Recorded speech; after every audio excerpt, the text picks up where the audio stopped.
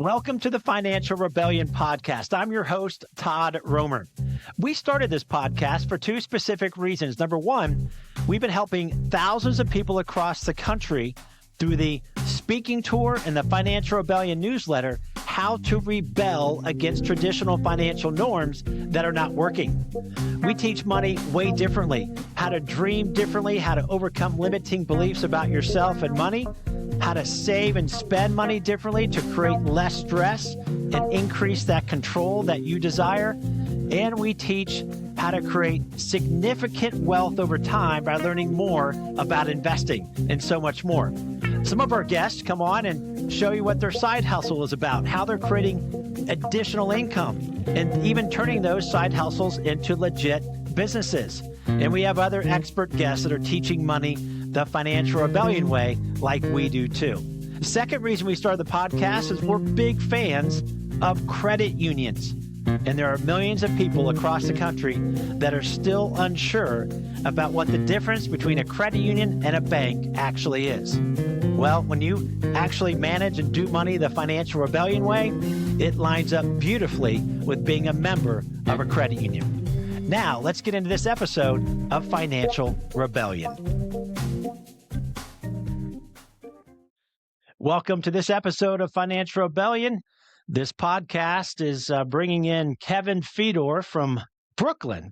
Kevin, you're the first one coming from New York City, so we're excited to hear your story of your company, Follow Spike. And before I introduce you, Kevin, I want to just quick shout out to some of our sponsors. We're big fans of credit unions. We also have Acorns as a sponsor, Begin Investing with Spare Change, and also the Financial Rebellion newsletter, where anybody can learn how to become smarter about money, investing in business in less than 10 minutes a week. Simply subscribe for free at financial-rebellion.com. Kevin Fedor, welcome to the podcast today. Hey, happy to be here. Excited. I see the window. At first I thought you were in Manhattan, but you said no, I'm in Brooklyn. But yeah, you're in the Big Apple, and you have a couple of days since the Knickerbockers of New York in 50 plus years bring home a victory. So how crazy, by the way, has that been the last 48 hours? Absolutely crazy. I grew up in Orlando. We were talking pre-recording a little bit, and so I'm a Magic fan naturally, and have a bit of a background in basketball. Dad is 6'8", 250 pounds. Played basketball at James Madison, FSU. Then 10 years professionally overseas, which is how my parents met. I'm half Portuguese. And then my grandfather played a short stint in the NBA, quit to make more money as a teacher. So don't mean to date my grandfather, but different time back in the NBA. So I've always been a basketball fan. It's always been around me. I played myself. And all I know my entire life is the Knicks being absolutely terrible. So moving here just a year ago and seeing them win a championship was certainly not on my bingo card, but it's been a fun last few weeks. I'll tell you that for free. That's fun. And you recently moved from Tampa to New York City, so that's good timing too for all that, right? Yeah. It's I actually moved to New York City several years ago, and then COVID hit, and after 6 months in the shoebox, it was a pretty tough place to be around. So I ended up back down in Florida for a little while, met my lady, and now we moved up here just about a year ago. So it's been good to us. That's fun.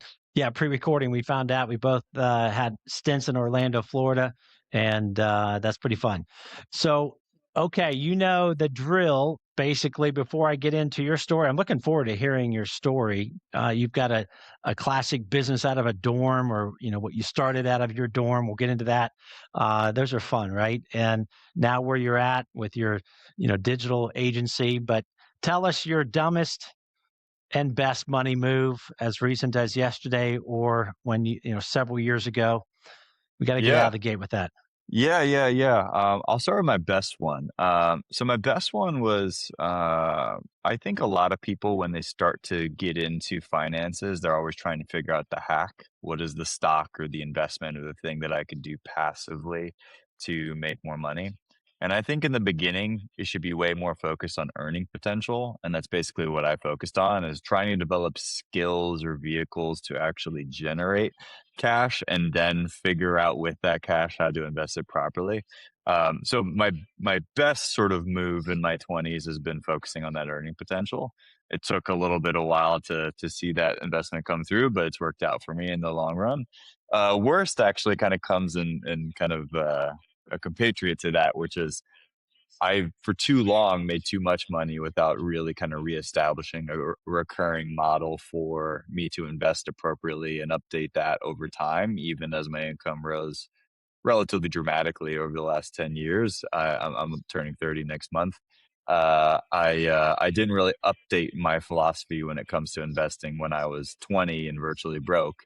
And when I'm 30 and make a little bit of money, enough to pay New York City rent. So yeah, I would say that was my best and worst move in my 20s so far. Yeah. Well, you're not alone with what they call lifestyle creep. As you're making more money, you're like, yeah, I'm just going to go spend more as opposed to upping your investment automatic per month, right? So you're not alone, but you've got it going on. It sounds like you went to University of Florida, correct?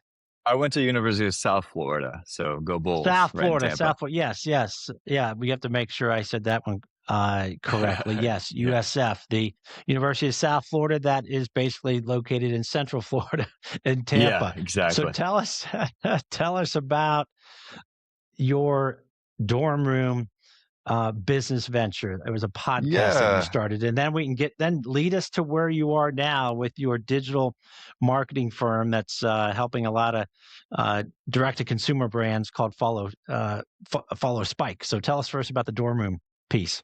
Yeah, yeah. So you know, I was one of those people, not necessarily a classic entrepreneur story where I was, lemonade stands or anything like that, but I did have entrepreneurship around me without really, I think, noticing it as a kid. And then in college, served my first internship and was as low on the rung as you probably get in an internship. I was in a 8 by 10 filing cabinet room, just putting away alphabetical docs for 8 hours a day.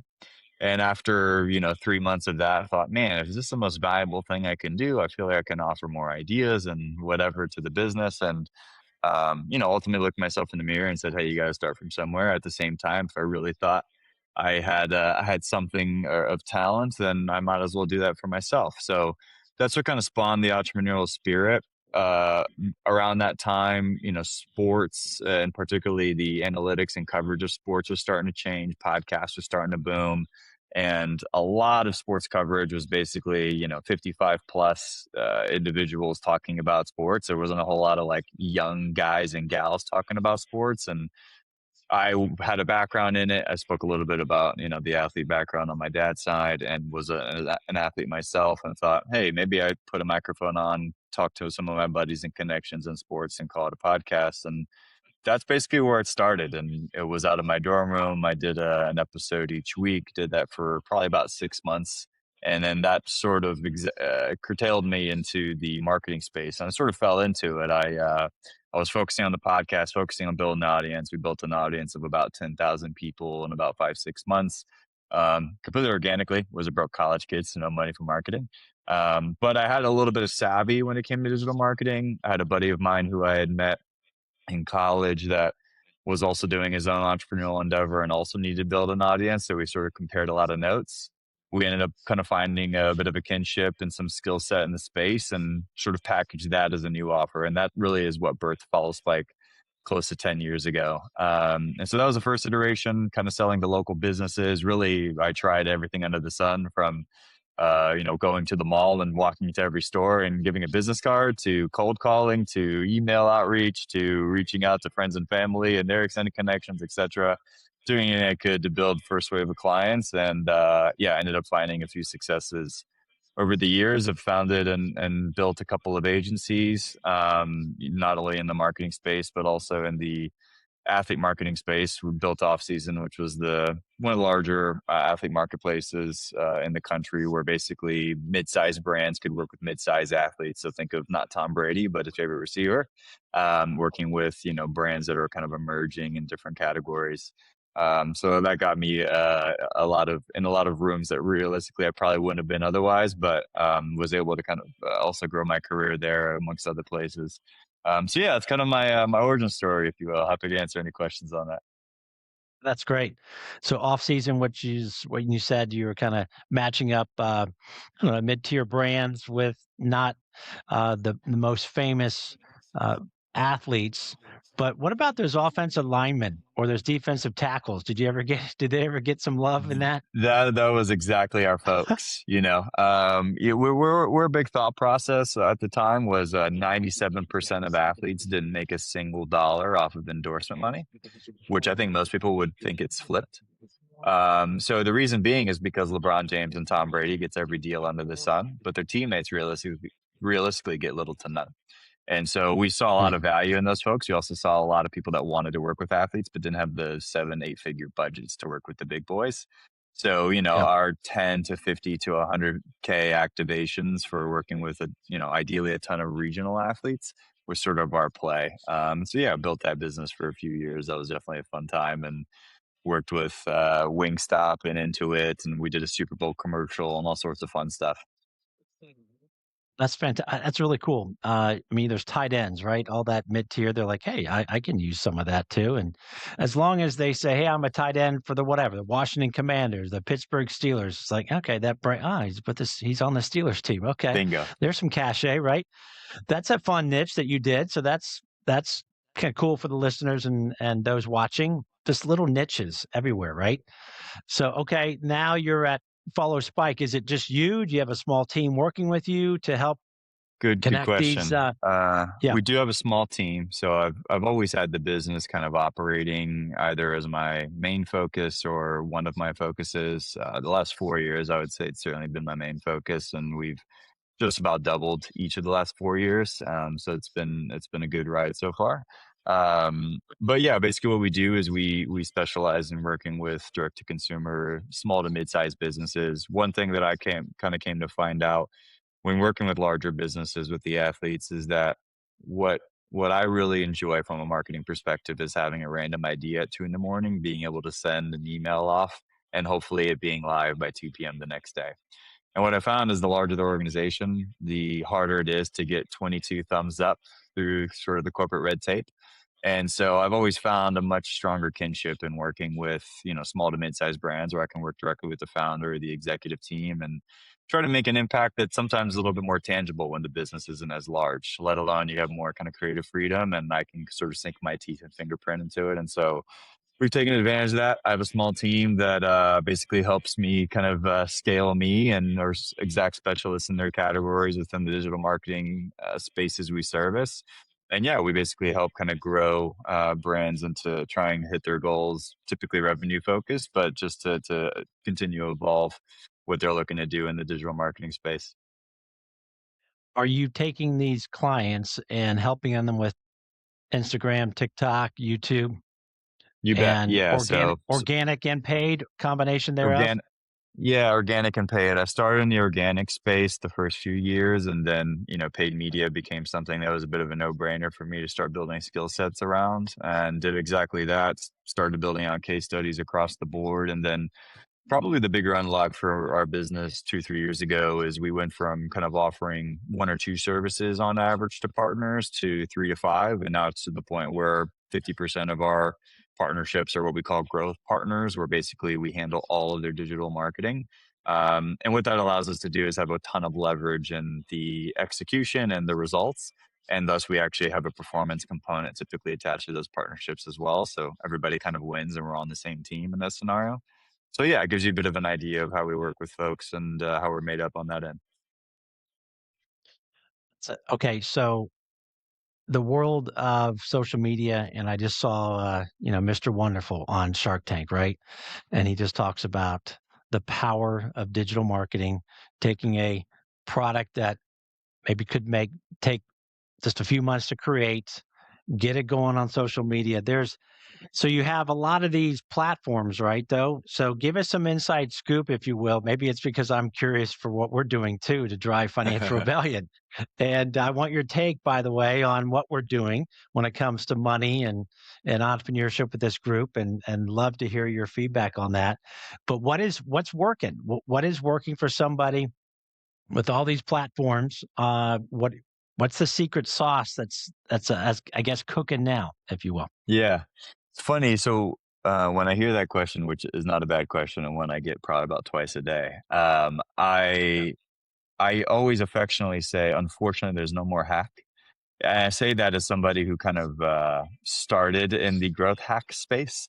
Right. My claim to fame, marketing wise, is at the time what was called notification hacking, which was basically, if you remember, there used to be days where you would get a notification on your phone that somebody had followed you, and you go, "Huh, who is this?" And you look at their page, and if you're interested in their content or had an outside idea who they were, you'd follow them back. Times that by 1,000, you can understand that you could build a bit of an audience that way. So we had tricked out some automation before it became a little bit difficult to keep it running, to basically do that at scale for partners and be able to basically get hyper local into your niche. And so that was growth hack days were my favorite. Nowadays, so much of marketing is completely content based. So to give you a little bit of a thought process of how you guys are doing, I think you guys are going down the right path. I'm a big fan of take your long format content, not dissimilar to the podcast episode like this, distill that down into 5 to 8 bite-sized clips, and then have that be the promotion toward the big piece. I love newsletters, so you guys are definitely crushing on that front. That's definitely a good move nowadays here too. I think the other piece is just making sure there's a thought process and a congruence between what you're doing on all channels. So how is TikTok influencing what we're doing in newsletters and what we're doing on email, etc., and making sure that the whole ecosystem is up to date. I find that a lot of brands tend to try to specialize in one platform. And if they're getting a bunch of success from the platform, amazing. I think that's actually a good strategy. A lot of the times they sort of just hold on to their success on Instagram, for example, and they don't nurture the other areas. And then Instagram has an update and half of your viewership is gone. And now so is your business, right? So I think an omni-channel approach, a content forward approach, understanding what is engaging to your audience, that is always going to be the right answer in marketing. But I would say particularly in 2026, that's more true than ever, at least in my 10 years of being in this space. The good thing is the best marketers tend to shine in that environment. The bad thing is there's no growth hack that you pay for this $30 service and now get all your dreams come true. Whereas there is some version of that has existed in the past. And believe me, I'll be the first person to tell you when that comes again. The only thing I'd say is close to that is you can have AI try to help you pick up the pieces with some of the stuff, which I am a big fan of. The last thing I'll say to answer your question is I do think there always needs to be a human touch. Marketing at the end of the day, in my opinion, is pattern interruption. AI is uniquely designed to recognize patterns better, faster, quicker, more efficiently than anyone else. And if you just do the pattern that it recommends to you, you in theory are just creating marketing that looks like everybody else, which means you're not going to stick out. So, in my opinion, good marketing is always going to be something that is an interruption to that pattern. Thus, the human touch is always going to be there. At least I hope so because it pays my bills. But I do love being AI enabled and forward. So yeah, it gives you some ideas of what's working nowadays. Thank you for the free advice, and I bet there's listeners saying, "Okay, this is good stuff." No, there's at the end, of course, I'm gonna get your where they can reach you because there's a lot of people that are listening that are on the edge. Man, I've got something I want to start, and there's just this fear and doubt that pops in. Every entrepreneur has it. It's going to stay. And how do you handle that, Kevin? When it comes to some of the times that fear and doubt as you were starting, what were some of your own personal hacks that you use to basically push it out and keep moving to what you've dreamt about?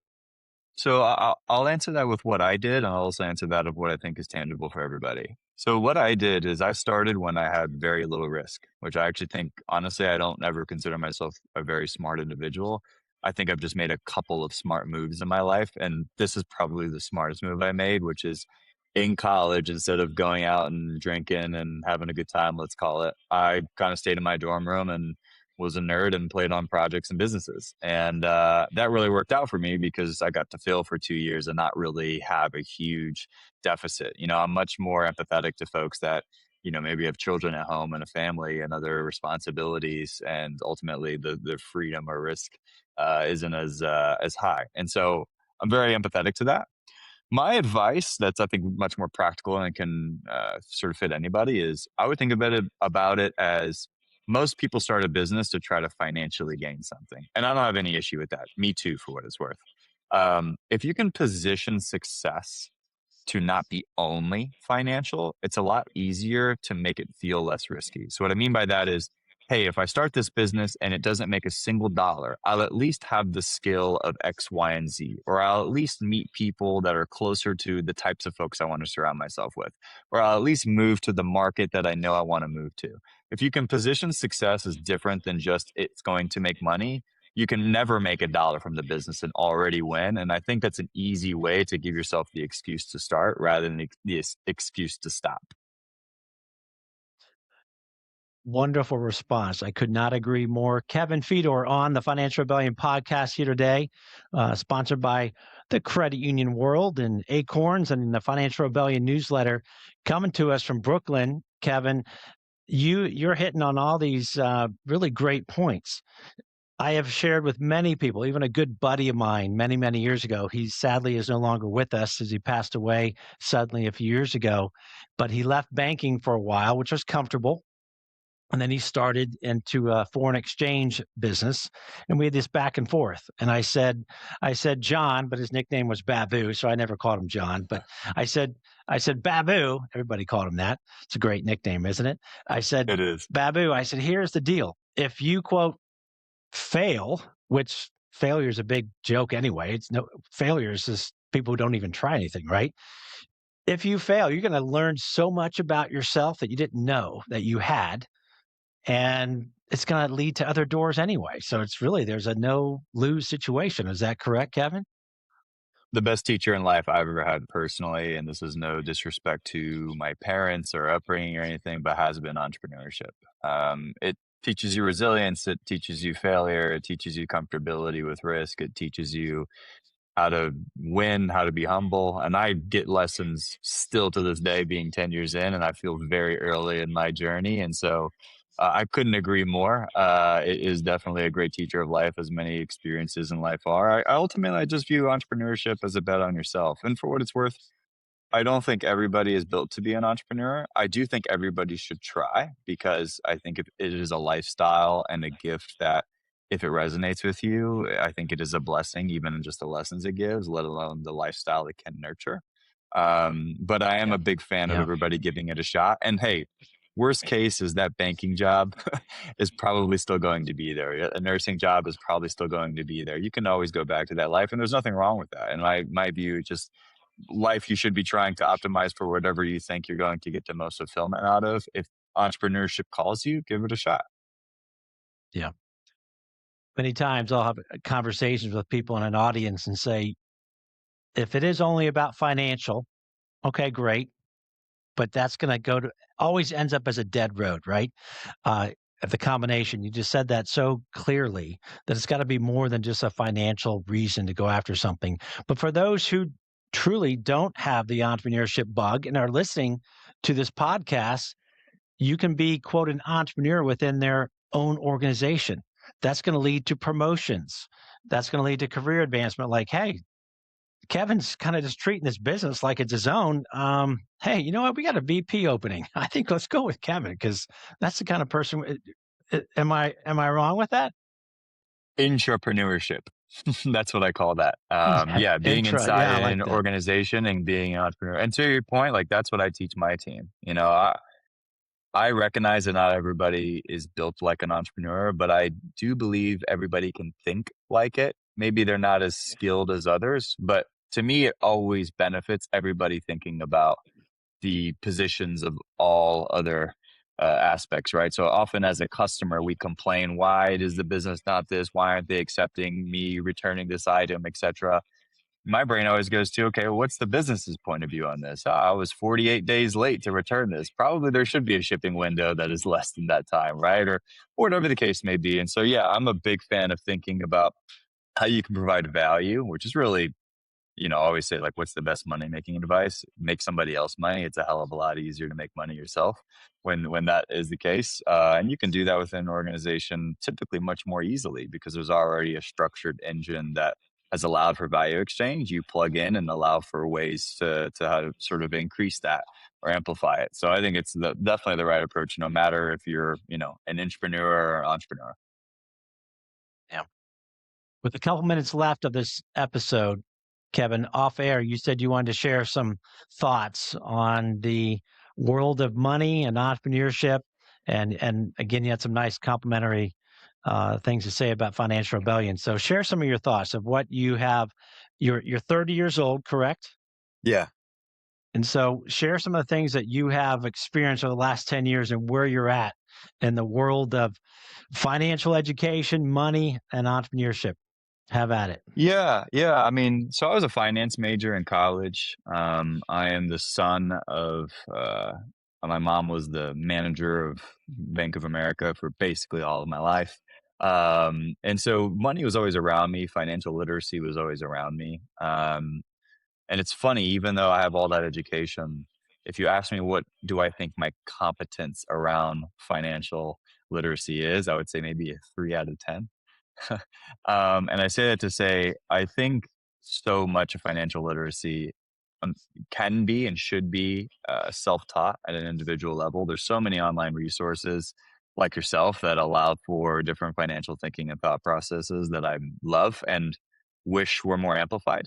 And also given in education systems traditionally as well. I can tell you I use little to nothing of my degree, which is a shame, and that has not been the driver of my financial portfolio or thought process. But yeah, I think the other thing that I always think about, and I sort of started with this, so maybe this is a good end, is I think a lot of people when they think about their financial situation, they feel hurt about, am I making the right move or the wrong move? And my big thought is if you're making a little bit of progress each day or week, realistically, the compound effect of that, let alone realistic, any interest or things that you're actually investing your money in, is going to dramatically grow. The whole ROI in yourself type of thought process, I think, really resonates with me. And I've been the personal product of it. My income has grown virtually double almost each year of my 20s. And the whole reason I can say that is because I've constantly invested in me and in trying to build financial vehicles and systems that would ultimately help drive my personal goal of developing more financial freedom into my 30s and 40s so that when the family chapter rolls around, I can be, a super dad and a super husband in those situations. And I'm a big believer that finances are 4 to 5 star level importance. It's not everything, but it can help you with a lot of things in life, and it makes life a little bit less stressful. And so I think if you can drive yourself to learn what financial vehicles you can build, you'll find out a lot about yourself, which is already a good journey. But I think you can help yourself from a financial perspective as well, which will just help in any goal you may have in your life, whether it's to raise a good family or live in a certain area or buy a certain thing. I don't judge. I think it's all great. I think I'm just a big fan of folks that are understanding of the value they can create is particularly correlated to the value that they live in their lifestyle. Kevin Fedor, you've been excellent to have on. It seems to me, it appears that you have been raised very well to kind of understand the world. So kudos to your parents and anyone else around you that you've learned from, because you have some great words of wisdom when it comes to not just starting a business, but kind of what the goals are that you have set for your life. And okay, where can everybody find you? Because if there's anybody listening that says, "Hey, I'd love to reach out. I've got something." I kind of like how Kevin uh, communicates. I like how he comes across. Maybe he could help me with my business. Where can they find you? Yeah, so probably the place I'm most active is LinkedIn. So LinkedIn /Kevin Fedor, KevinFedor. You can search me up. Pretty accessible there. I post a decent amount of content there and kind of weekly thoughts that come in my head, either in the business or in general. So you get a little bit of a taste or a teaser here. But yeah, I do a lot of content there. I have some thought process to start rolling out a little bit more personal brand initiatives here in the near future as well. So there might be some more areas that you can start to reach me here too. But definitely follow me on LinkedIn, and I'm always happy to connect with folks if there's a good fit to just jam and workshop on ideas you may have. If I can help your business, I'm super happy to explore that as well. But yeah, feel free to connect with me there. It's a good platform for us.